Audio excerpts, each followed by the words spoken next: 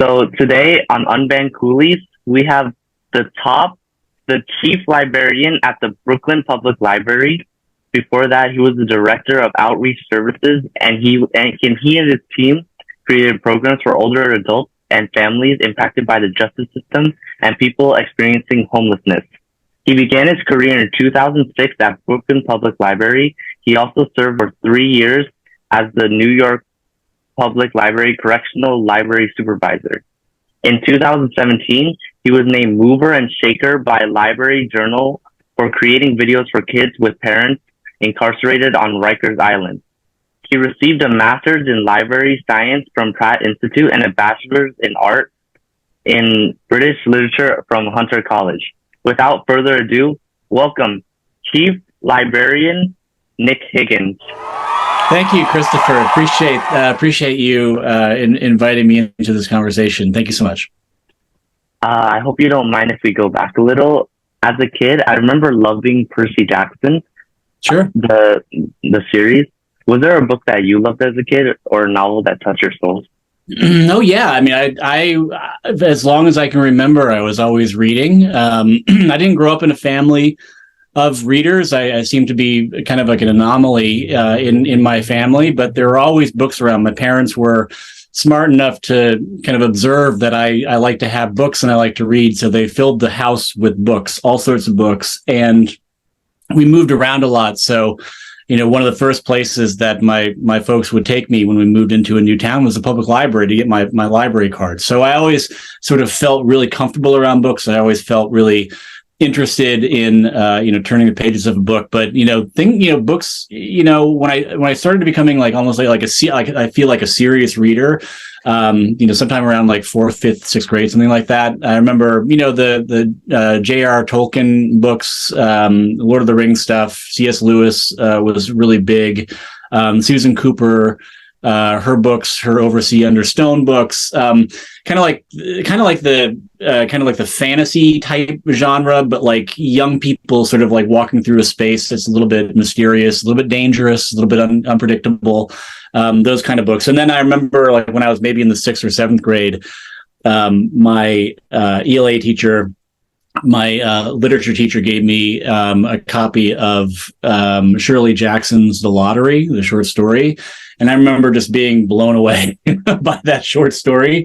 So I tried to pick up everything that I could that Shirley Jackson wrote. And so lots of books. I mean, I think that, really a lot of books really touch me and grab my attention. And I'm just a lifelong reader. Is there any books you're reading right now? Lori Moore's new book I'm reading. I Am Homeless, If This Is Not My Home is her new book, and I've been waiting for 10 years to read it because it's taken her a decade to release a novel. And I'm just really interested in her work. I think that she is just a really keen observer of how particularly Americans kind of like walk through the world in this time. And, she sort of writes about it in a way that's satirical, not judgmental, but just really kind of like gets the essence of like why we do things in the way that we do. And she's just a really excellent writer. Okay, thank you. So I believe by now you probably heard about the book banning movement. So what's your take on it? Well, as a reader who really loves books, as a part of this community that really values my First Amendment rights and everyone else's right for free expression and the freedom to read, I am alarmed at the rise in book bans that we've been seeing since, for the last few years. We haven't seen this kind of book banning and challenges in a very long time. We certainly haven't had the coordinated effort to ban books as we've seen recently. So that's really worrisome to me. I also look at it as a way not just to ban books or to take books off of shelves, but because the books that are being targeted for bans and challenges are oftentimes written by or about people of color, LGBTQ communities, it really seems to be kind of a placeholder or sort of like a stand-in for not just like the books, but about trying to make sure that certain people in our community don't have the right to have their stories told. And that is far more sinister and something that, again, as somebody who lives here and really cares about not only books and stories, but about people, it's just really alarming. Is there a favorite book that you like that's on the ban list or that you know? Oh, yeah. I mean, again, like I read very widely. I still read a lot. I mean, there are plenty of books out there that are on the list or on lists for generations. I mean, it seems like I remember when I was younger, I saw that James Joyce was one of the more sort of well-known kind of authors who was banned in this country, not only in this country, but others. So I couldn't wait to get my hands on a copy of James Joyce's Ulysses, but I was far too young to read that book. I didn't quite understand it so much. But when I was in college and I was a better reader and I could kind of read it a little bit better, I fell in love with that book. And I felt like it was such a joyful expression of the language and how literature can kind of evolve and how literature can sort of like stay with you over time and change with you as a human being. So James Joyce's Ulysses is sort of like a throwback one, but there are books by Toni Morrison that are popping up on banned books list now, like The Bluest Eye. That's a fantastic book. It's so beautiful. Beloved is another one that is one of my favorites by Toni Morrison that shows up on these lists. Kurt Vonnegut still shows up on these lists. I'm a big Kurt Vonnegut fan, or at least I was when I was a little bit younger. But there, yeah, I mean, again, there's so many. Ibram X. Kendi is on these lists. Nicole Hannah-Jones is a fantastic writer. So yeah, I mean, there are a lot of folks on these lists currently that I hold very very dear, a dear place in my heart for sure. The book Coolies. I'm not sure if you've seen this book before, but basically, yeah, I've seen it definitely. The book Coolies inspired my Unbanned Coolies advocacy. I connected to this book because as an Asian American, I can see myself in the characters and their struggles is very similar to that of my own family. Unfortunately, this book is now on the ban list. Why do you think a book about the Chinese railroad workers ended up being on the list? You're talking about a story that is very significant, not only in the history of our country, but also for whole generations of Americans immigrants who came to this country to work on the Transcontinental Railroad and built this country in a way. And why it's on the list of banned books now, listen, I can only speculate and maybe even give just sort of like a general kind of take on this, is that I don't think that the people who are trying to legislate what's on the shelves and what should be taken off actually read any of these books that they're talking about. Like that's my assumption and my suspicion. But I think that there's in general, the reason why we're seeing a lot of these book bans, particularly targeted at particular communities, like you're talking about, is because there is a fear of being of diversity, of inclusion, of something that goes beyond sort of the cis white sort of dominant white supremacist culture that could be lost if there's more sort of inclusion, which is actually it's a good thing, but people are afraid of it, or certain groups are afraid of it, so they want to make sure that they erase all of those stories and take them out of the public discourse as much as they can. And it's wrong, and I think it's absolutely wrong, and I think the majority of people who live here agree with that. Like, it is absolutely wrong. And in poll after poll, people, on all sides of the political spectrum, agree that banning books is something that is, dangerous to our communities, and wholly un-American and anti-free expression and anti-First Amendment and all of that. So that's why I think that it's being challenged, that and Coolies and other books obviously on these lists. But there's something that you said about why this book in particular sparked your interest in this whole, pushing back on book bans.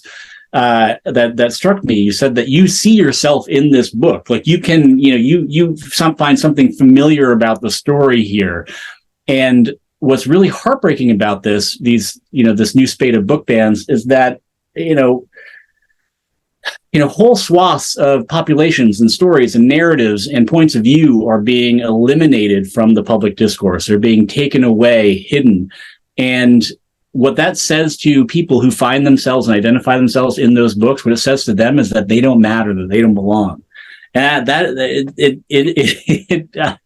I admire you stand up, for standing up and pushing back and fighting back, because we must stand up and push back and fight back. It's wholly unacceptable. Yeah, I completely agree, because if this book is taken out, a lot of people, history can be basically erased.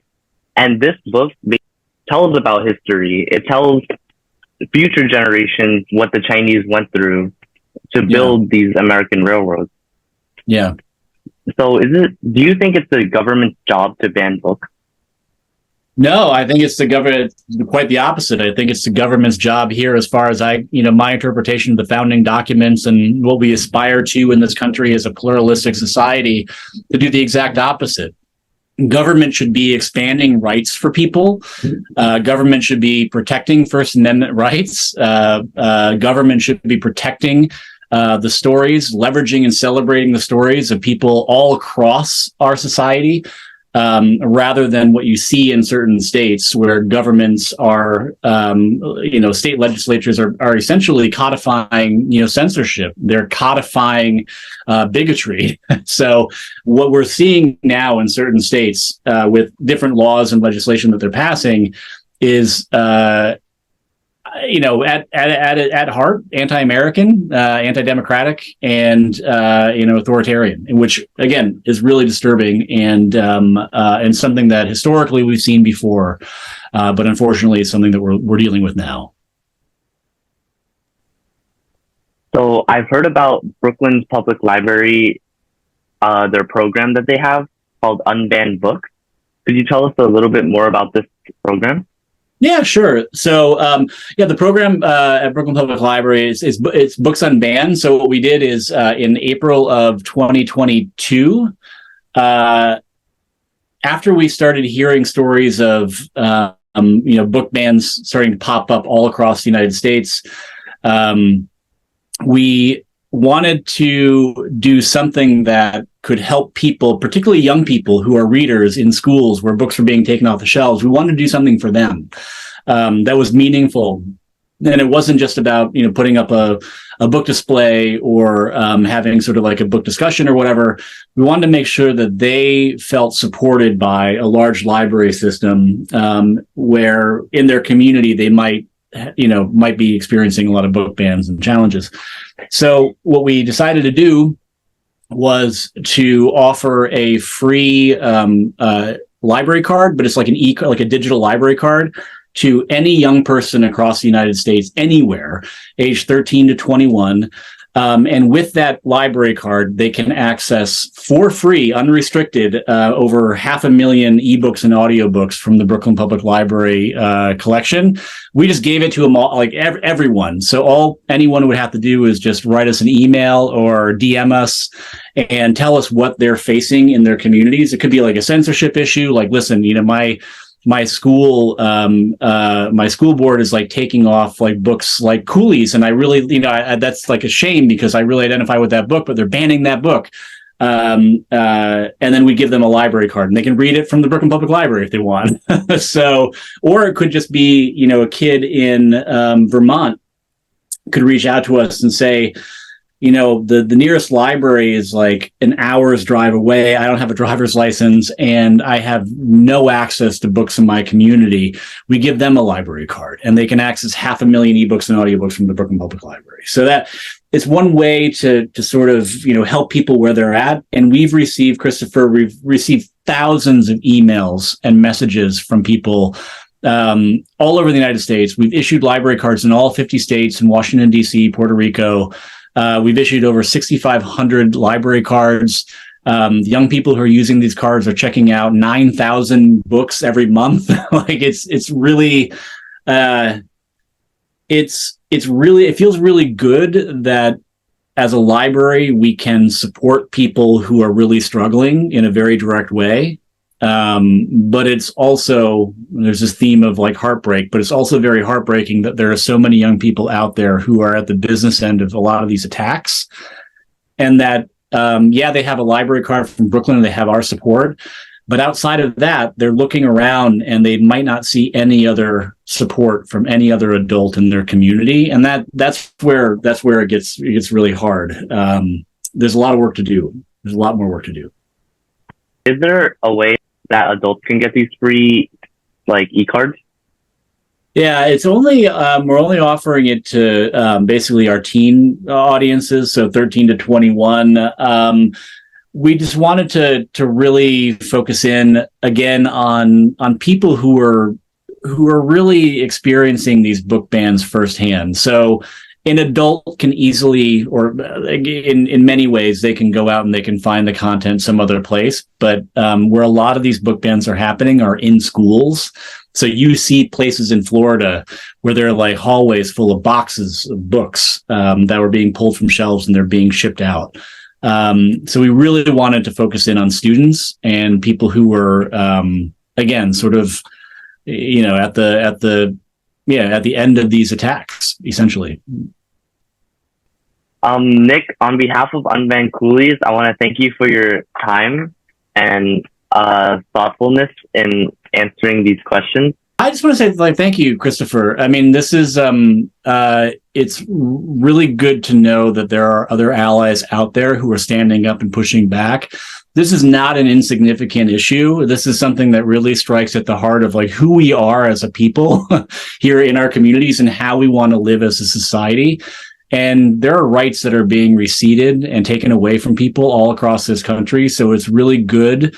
It feels good for me as a leader of a major library system in this country to know that there are people like you, Christopher, and others who are standing shoulder to shoulder with us and pushing back, because it's really important for all of us to be full-throated, in our defense of the freedom to read. And I'm just really happy that we're having this conversation. And again, if you want to continue the talk, if you want to join some of the activity that we have going on at the Brooklyn Public Library. We also have a council, a teen intellectual freedom council that they sort of self-formed, and they are basically now reaching out to on a monthly basis through a virtual Zoom meeting with their peers, like other young people in like Texas and Florida and Mississippi and Louisiana, and they're all like coming together over Zoom to talk about censorship issues, and they're talking about the freedom to read, how to push back, how to advocate, how to organize. So listen, if you or anyone else wants to join that, just let me know, and we'd be happy to put you in touch with anyone. But no, thank you so much for this opportunity. It's really wonderful what you're doing. Yeah, and thank you as well. Being here and sharing your thoughts. Absolutely. Yeah. Anytime. And just hope you have a really great rest of the weekend. And, thank you so much for your time. You too. All right. All right, Christopher. All right. Take care now.